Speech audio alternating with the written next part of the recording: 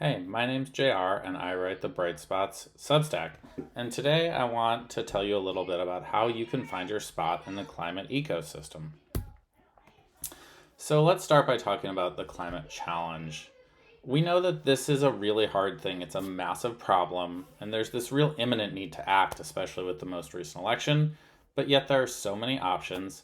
And so this can lead to both doomerism and an imposter syndrome, or a sense that you can't make a difference, that you don't have the right skills.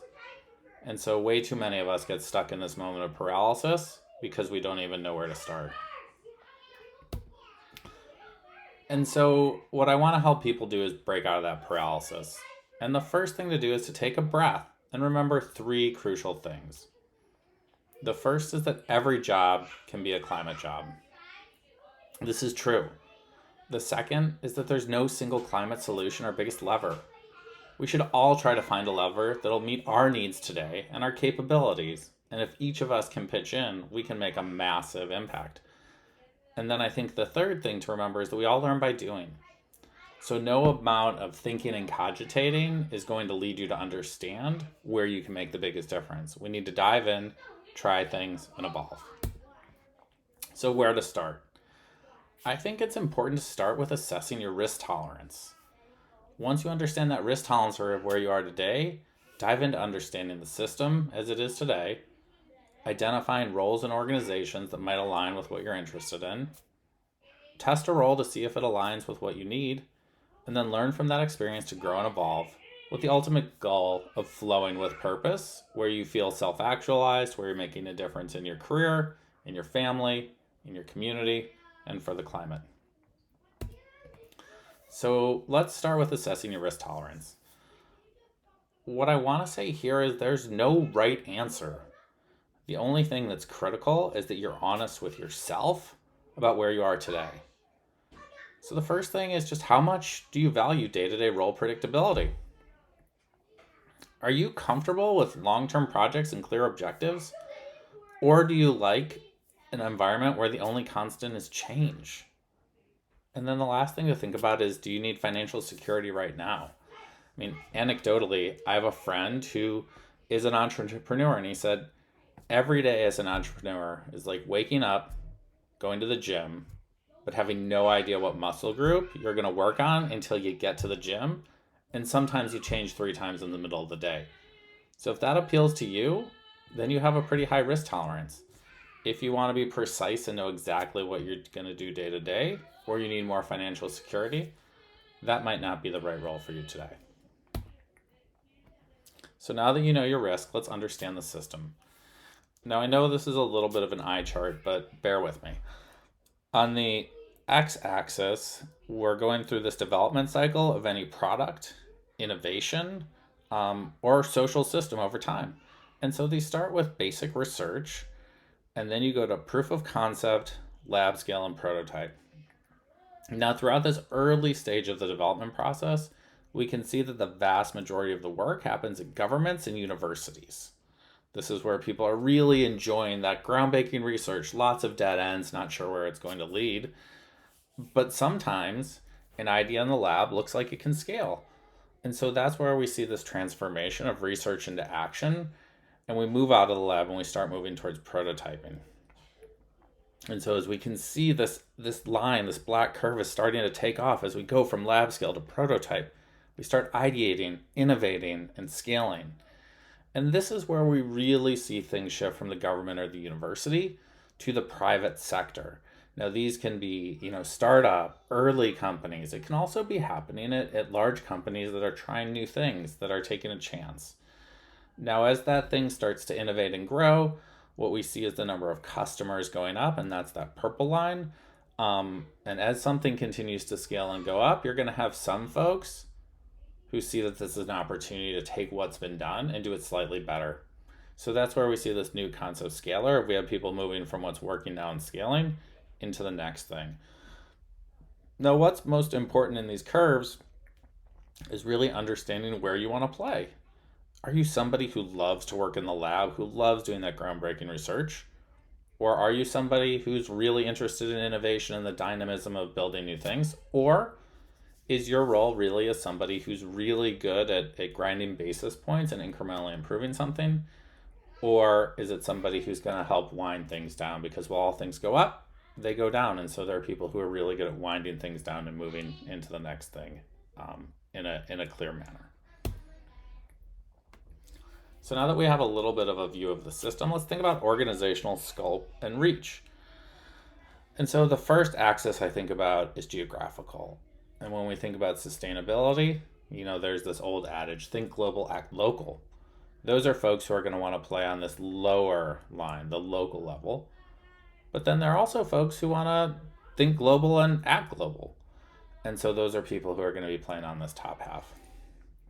Now, as we go across this first one, the global, there are two ways to think about human populations. There's the global population, and then there's the local. And so some of the roles that could happen here is around negotiating standards, setting enforcement, and raising issue awareness. And so you could be a climate negotiator, you could be somebody writing an update to the greenhouse gas protocol, a regulator, or an activist who's trying to push what we do. Now, the really cool thing about this work is that you get to feel as though you have a seat at the table where you're influencing policy, where you're influencing the direction. The frustrations, of course, is that negotiations can be slow and tedious. And if you're working locally, there are a lot of stakeholders with competing initiatives, so it can be really hard to measure impact. Now, when you think about the long arc of this, it's interesting. So in 2015, we had the Paris Climate Accord. And only now, 9 years later, are we starting to see some of this getting implemented into regulations, such as the IFRS, and what we're seeing in CSRD from the EU. So that's, 10 years from when that agreement was signed until it's starting to get implemented. And then we know, of course, that the UNFCCC and all those Framework Convention on Climate Change negotiations started way back in 1992. And so we're looking at decades upon decades of incremental improvement towards driving big structural changes. You can also work on, more locally narrowed issues that have global impacts, such as endangered species and deforestation. At the same time, some folks don't want to work at the global level. They really want to engage locally. For me, this is something I felt in the wake of the election, where I've been spending a lot of time digging in my backyard to remove invasive species and plant native plants. And so for me, this is an opportunity to really feel like you're making a difference where you live and work. Do something like a bike share. It could be improving walkability, a tool library, or a community garden. There are a million ways to get involved. So now that you know some of those ways to get involved, the next thing you want to narrow in, because we're talking about jobs, are roles and organizations. And so again, I like this kind of heuristic. And so there are climate organizations and non-climate organizations. Now, within a climate organization, I like to break it down between direct and indirect ownership. And so those direct owners in a climate organization are the executives, the scientists, the product owners. And these are the people who have that direct influence on a climate challenge in their day-to-day work. So you can think of companies like Tesla or Rivian in electric vehicles, H2 Green Steel, Carbon Cure Technologies in cement, Impossible Burger. These are the types of companies where the more you drive the business forward, the better the impact is on climate. Now, there are also indirect roles.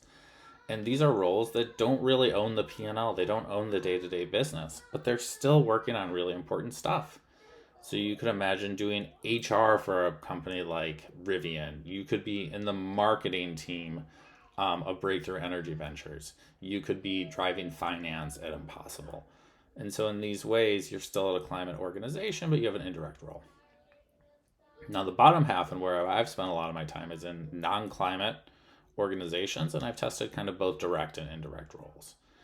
So in a direct role, your responsibility would really be meeting those organizational and sustainability goals. So you would be the person who's responsible for meeting that decarbonization objective, ensuring that the water footprint of the company goes down year over year, meeting all those disclosures that happen in the EU under CSRD. At the same time, there's those indirect roles who kind of help make that work possible. And these can be things like corporate sustainability teams, business development, marketing, or finance. And so, what I like to think about with these indirect non climate roles is you're really trying to take an existing organization and move it 10 degrees towards a more sustainable outcome, 10 degrees towards meeting all of its shareholder and stakeholder responsibilities to its customers, its consumers, its workers, its shareholders, and the broader climate in which we work. And so that's really it. Where I want to leave you is that this should be an iterative cycle. So the first thing you want to do is test a role. The second thing you want to do is learn what works for you. And then you want to grow towards this goal of achieving flow. And so as you think about it, it's where do I want to make the most change? Where am I most aligned? What's mattering to me today? And then as you get into a role, understanding is it working or not? Doing a check-in with yourself every 6 months, understanding where you may have grown, where you may have learned, or where you may have changed. And in this way, you can work towards an experience where you're finding flow, where you're making a difference, where you're putting your finger on where you think you're most well positioned to drive change. And so with that, if you want to read this, if you want more content like this, I request you to sign up for my Substack.